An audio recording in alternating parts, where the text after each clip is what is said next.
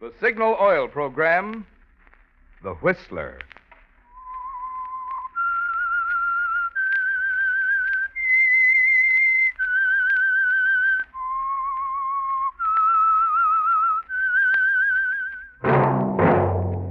That whistle is your signal for the Signal Oil program, The Whistler.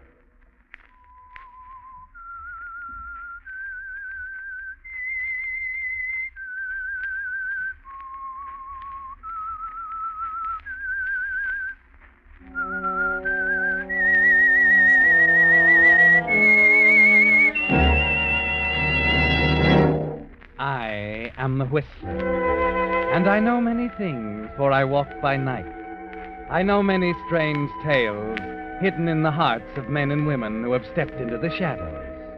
Yes, I know the nameless terrors of which they dare not speak. Yes, friends, it's time for the Signal Oil program, The Whistler. But first, an important announcement. Beginning next Wednesday, The Whistler will come to you at a new time, 1/2 hour earlier, 7:30 Pacific Coast time.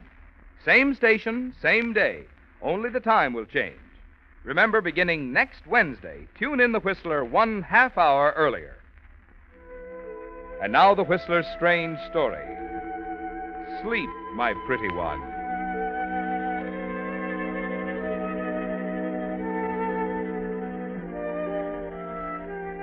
A few months before, Jean would have dismissed the whole idea of having her fortune told as ridiculous.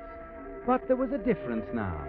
Yes, 3 months ago, the smart little ring on the third finger of her left hand wasn't there, and the future was something she could take or leave alone.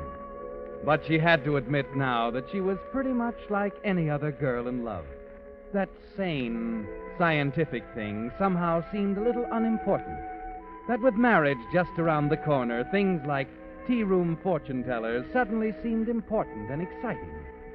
So she gave in without argument when her friend Betty suggested they leave their table and visit Madame Zorga in her alcove behind the fringed red curtains in the corner. And as the old woman gazed into her crystal and rambled on, Jean found somehow she was taking it all seriously. A little too seriously. Concentrate on the crystal with me. Max would be terribly shocked if he knew I was doing this. Please, Signorina. Oh, I'm sorry. It's a-coming. They part now. The clouds part. I see a number. The number 13, and now the number 11. It is a date. The 13th day of the 11th month. November 13th. I gaze deeper. Again the crystal clears, and I see the letter J. And now, the letter V. Your initials, Jean. What? How can she? I told you. Go on, Madame Zorga. I cannot go on. Oh, but there must be more. I ever told you. The image fades. The clouds close in. The reading, she's finished. Is something wrong? Of course there is. It serves me right for falling for this hocus pocus. It's a no hocus pocus, Signorina. If you must know, I will tell you. There is no future for J.V. after the 13th day of November. Why, that's this week. Well, never mind, Betty. Here you are, madam. I better get back to the laboratory. It's late. And don't mention this to Max, will you, dear? If he ever caught me going to fortune tellers, he'd get himself a new lab assistant and a new fiancée.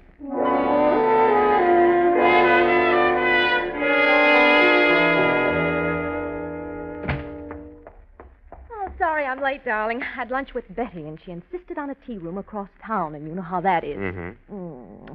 There. Miss me, Doctor? Oh, that's a silly question. Of course I miss you, dear. Hand me that beaker, will you? Huh? Oh. I've been up to my ears around here. Oh, here you are. Right. Gesundheit. Oh, excuse me. Where'd you pick up the cold? I don't know. Oh, I have to do something for it. May I see you a minute, Mitchell? Oh, well, yes, Dr. Olson. I'll be with you in a minute, dear. All right. Mitchell, Dr. Davies tells me you want to try your drug on one of his encephalitis patients. Oh, that's right. The man's been in a coma for 3 weeks. I think E37 can cure him. You think? That's no basis for administering an untried drug. But it looks like he hasn't a chance otherwise. Nevertheless, as head of this institute, I'm afraid I'll have to refuse you my permission. The fact that you injected a bunch of rats with the virus of sleeping But sickness... you don't understand, Doctor. Those rats had sleeping sickness, with all the symptoms. Double vision, sleepiness, fever. E37 cured every last one. That doesn't mean it's safe for a human being. I'd hoped you'd remember the last hopeless patient it was tried on. How long did he last, Mitchell? Was it 10 seconds or 20? I told you I found what was wrong. I've eliminated the toxic factor. You've eliminated the toxic factor. Well, I'm glad to hear that. It's a highly constructive development, but it still is an experiment. And this institute will not experiment with human lives. I absolutely forbid you giving Davies this drug. That's final. Institute will not experiment. I couldn't help hearing it, Max. The transom. Yeah. Seems, my love, that my work for the past year has been dedicated to a batch of white rats. There ought to be a way. There is, just one. The drug's got to be proven on a human patient. Olson knows that. For thousands of years, encephalitis has been killing human beings like dogs, and Olson says we can't afford to take a chance. Well, he's thinking of the institute. I'm thinking of humanity. There's always a risk. That's how we learn. That's how we progress. That's science. Jean. Yes? Jean, will you help me? Well, of course, darling. I'm going to test my formula. I can make the test, and Olson need never know about it. What kind of a test? On a human subject. What? But how can you... Darling, listen to me. You love me. Well, yes, Max. You trust me. Trust you? You've got to have faith in me, darling. It means everything now. Of course I have faith in you, Max. I have an aunt in Dorset, Vermont. We can drive up there tonight. But I don't understand, Max. How can you make a test on a human subject? Who can... Leave that to me, darling. I'm going to inject the subject with the virus, then follow it at the peak of the attack with E37. It's the only way I can show Olson. But you haven't told me who You said you trusted me, Jean. Did you mean it? Yes, Max. Good. Come on now. Let's start packing the equipment.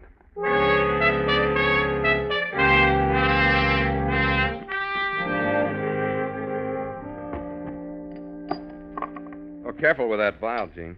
Take us days to reproduce that drug. I'm wrapping it in cotton. Oh, excuse me. There you are, Max. No, that ought to do it. You can close up the bag. All right. Well, hold still a moment, dear. Why? What do you... Just hold still. Max, what is this? Giving you a shot for that cold of yours. Can't have you sick at a time like this. I feel a little faint. I know. It always affects you this way. There. That's why I didn't warn you. I don't like injections, Max. Why did I told you, dear. It's for your cold. You'd better have faith in the doctor, darling. Yes. Yes, Max. Of course. Good. Feel better now? Yes, I suppose so. Well, let's go then. It's a 5 or 6 hour drive. And Max, aren't you going to leave word where we're going? Of course not. I don't want anyone to know where we are or what we're doing until it's over.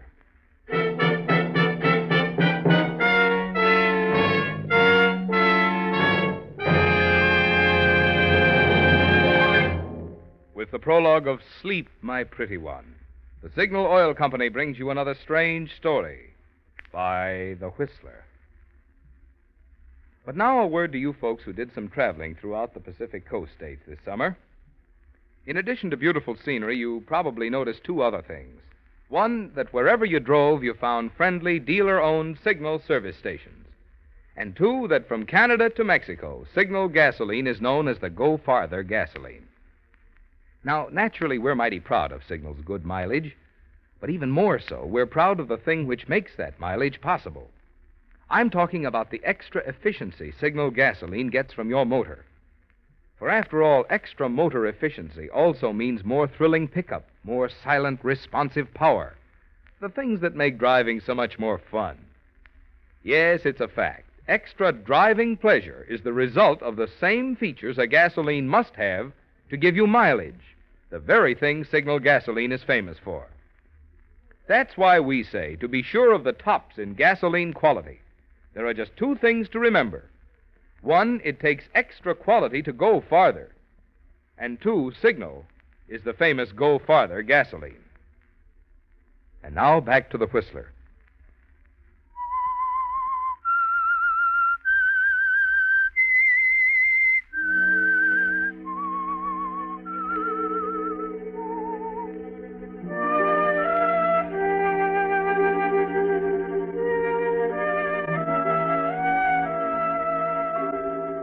So the decision is made, Gene. And you're on your way now to the little farmhouse in southern Vermont, where it will be decided, rules or no rules, whether the contents of the cotton-wrapped vial in Max's valise is a life-saving drug or a deadly poison. There was no alternative. You had to agree to help Max now, of all times, when he needs you most. But as you guide the car north through the chill November night, you can't help feeling uneasy, as if something is terribly wrong.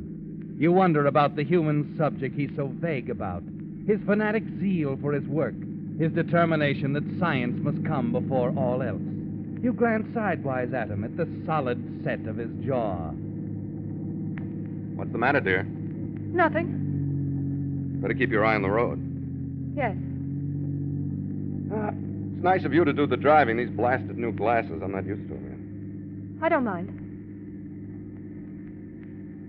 Max, yet. Yes? you're sure you're quite right in this? I mean, well, if Dr. Olson were to find out, you'd lose your position. If I succeed, Olson won't matter much. I'll have offers from every institute in the country. And if you fail? He'll matter even less. Oh, Look out! Max! Good Lord, Gene, watch the road. I don't know, Max. What's the matter? That car. For a moment, I thought I saw two of them.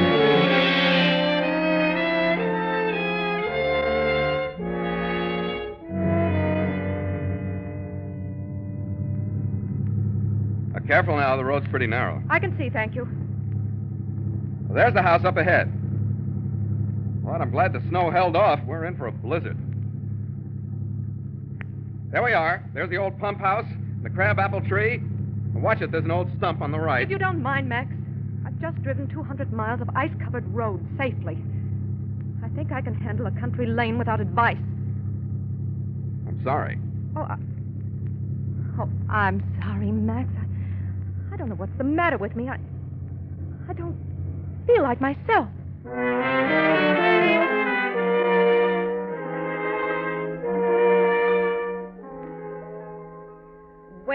Well, this must be Jean. How do you do? Come in. I declare, Max, you got mighty good taste. I've been telling you, You Aunt must Agnes. be froze to the bone. Well, there's plenty of hot coffee in the kitchen. Now, make yourselves to home, folks. Now, I'll take your things up to your room. Oh, don't bother. And get out some extra blankets. No, she can't hear you, Gene. What? She's stone deaf. Best to just let her go her own way. She will anyhow. I see. Come on to the kitchen. I got to get this stuff on ice. I'm glad we're warm again. I'm so drowsy, though. Well, you're just tired, dear. Yeah, I guess so. Yeah, here we are. Same old icebox. I'll have to clear a place here at the back for the vials. You got them there? Right here. Good. Max, I don't like to keep asking this, but What is it? where do you expect to find anyone with sleeping sickness around here? I don't. What? Well, it's very simple. Since there are no cases of encephalitis at my disposal, there's only one answer. To create one. Max. To inject the subject with the virus, then, after a good case is developed, E37. But we're completely isolated here. Where can you I find... found the subject, Jean. No. Now, please let it go at that, will you? Max! Look what you've done. It slipped. I'm sorry. Why did it have to be this one? E37, Jean, the cure. Every bit of it was in that vial. Max, listen to me. Maybe it's better this way. Maybe you'd better forget about E37. Treat the patient in the ordinary way. There must be a hospital somewhere. Don't be ridiculous. E37 was our only chance. I injected 20,000 units of sleeping sickness virus. A fatal Yes, dose. a fatal dose. We've got to start work on another batch of E37 right now. Come on.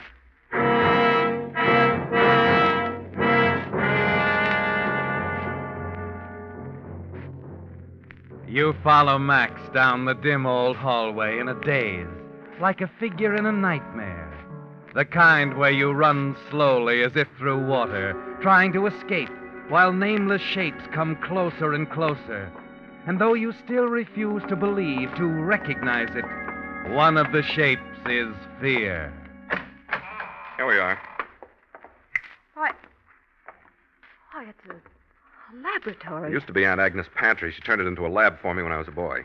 Self-defense, in a way. I was always mixing chemicals in her kitchen. But, Max, this is nothing like your laboratory in town. How can you expect Sure, us it's to- crude, but it's all we've got. Between what I brought and what's here, we can duplicate E37. With a little luck. How tired are you, Jean? I'm all right. Once we start the process, we can't let up for a second. Let's get to work.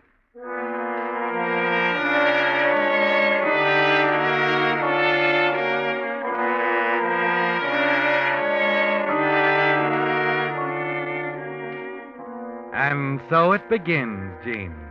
It's midnight when the two of you have straightened out the dusty laboratory, cleaned the glassware, the retorts, and Bunsen burners. 3 in the morning when the first solution is ready to run. Keep an eye on the filtrate here. I'm going to make another setup. Yes, Max. The autoclave's working. Good. How do you feel? Just tired. Of course you're tired.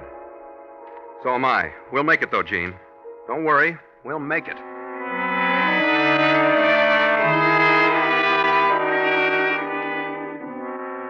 Make a note of that, will you? Right. November 10th, 5:20 a.m. First dilution complete. 100 c. Max, What's the matter? my eyes, I don't know. I can't seem to focus. Sit down and rest a minute. You'll be all right.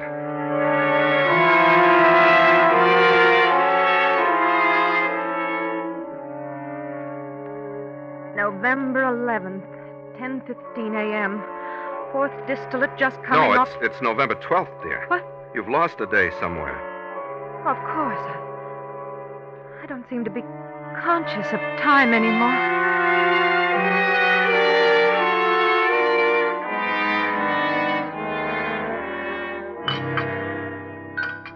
Yeah. If I ever get through this, I'm going to build a monument to black coffee. Hasn't any effect on me anymore. What time's it now? 4 p.m. It's 26 hours since we ran that solution. Ought to be right by now. You got the beaker ready? Yes. Here, Max. Sterilized. All right. Put it on the burner, will you? All right. That's it. Now we wait some more. Oh, time. What a maddening dimension. You hurry, you're in a frenzy of haste. But everything has to go at its own rate. You can't hurry a fire or a chemical reaction. While you wait for them, a virus is multiplying, increasing, threatening a brain, life. Max! What? Please don't talk about it. Not now. Give me a cigarette, will you? Yeah, of course. Thanks. And a light. Steady. What? Your hand's shaking like a leaf. I just can't seem to control them. Yeah. I guess I'm pretty tense, too. Equipment's obsolete. It's a gamble any way you look at it. But we've got a good chance. You've ever been afraid of taking chances? Have you, Max? Why do you say that? Even if it meant gambling with our happiness, your work would come first. Science comes before everything. Doesn't it, Max? That's not a fair question. I think it's appropriate right now. What do you mean? I love you, Max. I'll always love you, no matter what happens. I want you to know that.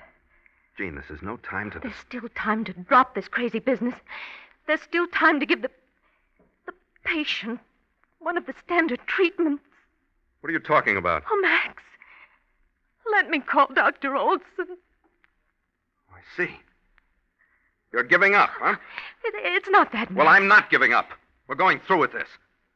If my experiment's successful, I want to know that E37 alone is responsible.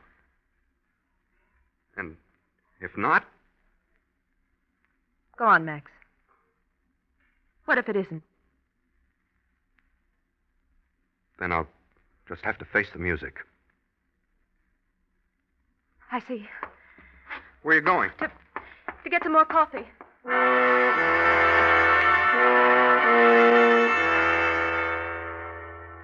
You're glad the telephone's at the other end of the house, that you'll have a chance to get the call through to Dr. Olson in Boston before Max has a chance to stop you. You wait for the operator to answer, trying to fit the words together in a way that will tell Olson the story without going too hard on Max. There's no other explanation, is there, Gene? The dull pain in the back of your head, the nervous disturbance, the deadly fatigue, the double vision can mean only one thing. Why, Gene. Oh, Aunt Agnes. Man, girl, not trying to make a phone call, are you? Why, the lines have been down for hours, kind of the storm. Oh, no. Oh, you look all worn out, child, and no wonder. The way you two been working. Wait. Oh, you Listen to better me, get Aunt Agnes. some rest, child. Listen Never to me. seen such dark circles under anybody's eyes. Agnes, Why listen. are you shaking me like that? What's the matter, child? I'll write a note. There's paper and pencil by the phone. Watch, Aunt Agnes. Watch. Eh? What are you writing? Oh, Max trying dangerous experiment. That's right. Stop him. It's life and death. My life and my death. Stop him, my land You child. I understand wouldn't that? dream of such a thing. Life Ever and death. interfered with his doings. Not even after the time he and I blew out the side of the barn. Please. Well, the rest of the family It means was a always life. at him for My one life. thing or another, but not me. That's science, you know. Max says that's the way we learn. Gene, wait. Now, why'd she run off like that?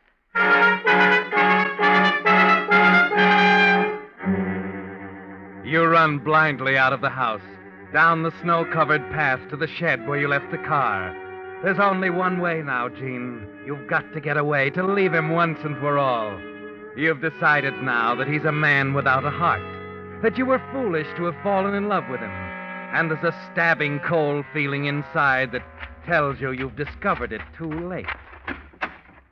And as you fumble for the car keys, the nightmare you've lived through for the past few days comes back in a rush. I'll inject a subject with the virus, then after a good case is developed, E37. How long did the patient last, Mitchell? Was it 10 seconds or 20? Hold still, dear. Giving you a shot for that cold of yours. Double vision, sleepiness, fever. That car. I saw 2 of them. 20,000 units of virus. The drug is our only chance. I don't know what's the matter with me. I don't feel like myself. There's no future for JV after the 13th day of November. No future, no future.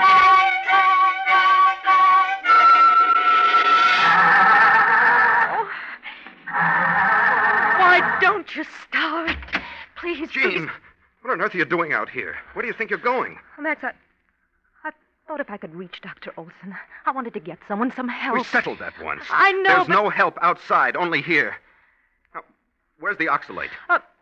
On the top shelf of the cupboard. I looked there. You'd better come and show me. All right, Max. I'll come.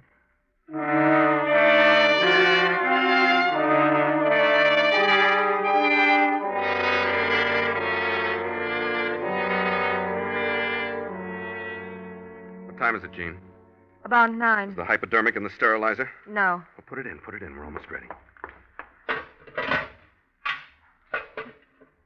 Now, where are the notes? Note? Oh. Here. Let's see. Virus injected Monday, November 10th. Disease approaches critical state. It's pretty close. Better make the final entry, Gene. Or next to final while I finish here. All right. Ready now? Yes, Max. Preparing to administer anti-encephalitic drug E37 to subject.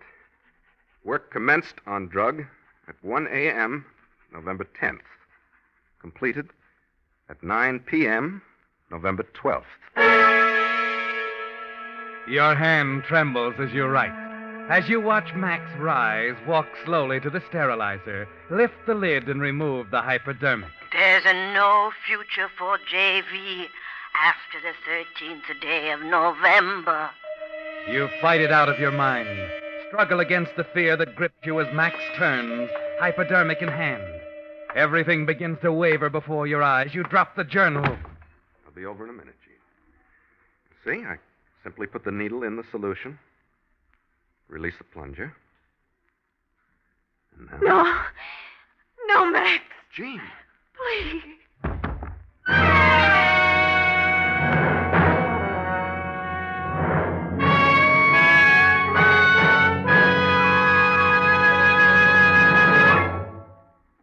Whistler will return in just a moment with the strange ending to tonight's story. Meantime, a word to you drivers.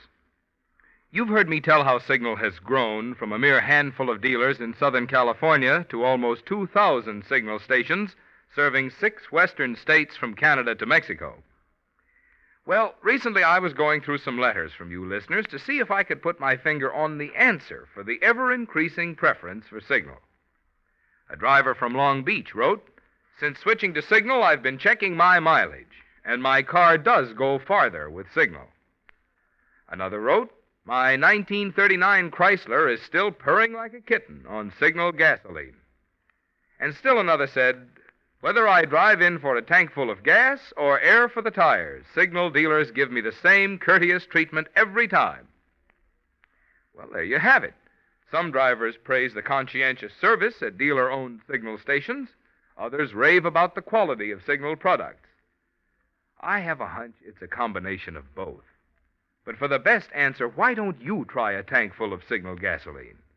My bet is that once you do, you too will want to join the ever-increasing number of drivers who are switching to Signal.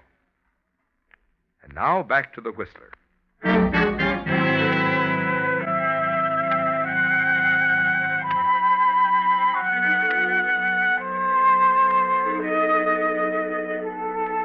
It was too much, Gene, the sight of Max standing there with a needle. Gradually, you become aware of the room you're in. A pretty bright room with organdy curtains and the green leaves of an apple tree showing outside the window. The sun is pouring in now, and suddenly you realize Sure, I it's know afternoon that. sun. No, I think she's coming around. What? I say, I think she's... No, never mind, Aunt Agnes. Well, it's about time. Max. You've slept the clock round, young lady. It's after 3. Max, it's all over. I'm all right. Yes, it's over, darling. You're all right. And we've won. Oh, there's the doorbell, Aunt Agnes. What? The doorbell. Doorbell. Oh, doorbell. I expect it's the judge. I'll sit him down in the parlor. Good. I told the judge to drop by on his way home from town, dear. Thought we might make an appointment. That is, if you don't mind changing your name on an unlucky day like the 13th. Change my name. My initials on the... Unless you'd rather... No, Max, you haven't told me. What happened? What did you do? Well, if you hadn't fainted when you did, you'd have seen. Within 5 minutes after I took that injection, I was feeling better. You? And 4 hours later, there wasn't a trace of sleeping sickness in my blood. Oh, Max. Max, darling. Yeah, that's science, darling. You risk a little to gain a lot.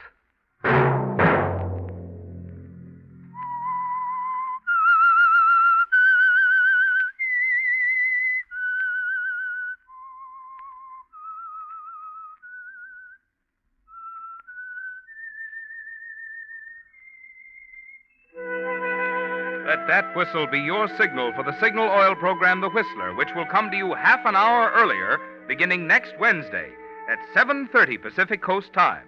The Whistler is brought to you by the Signal Oil Company, marketers of Signal gasoline and motor oil and fine quality automotive accessories. Featured in tonight's story were Gene Bates and Elliot Lewis. The Whistler was produced by George W. Allen with story by Ruth Bourne, music by Wilbur Hatch, and was transmitted to our troops overseas by the Armed Forces Radio Service. Marvin Miller speaking. This is CBS, the Columbia Broadcasting System.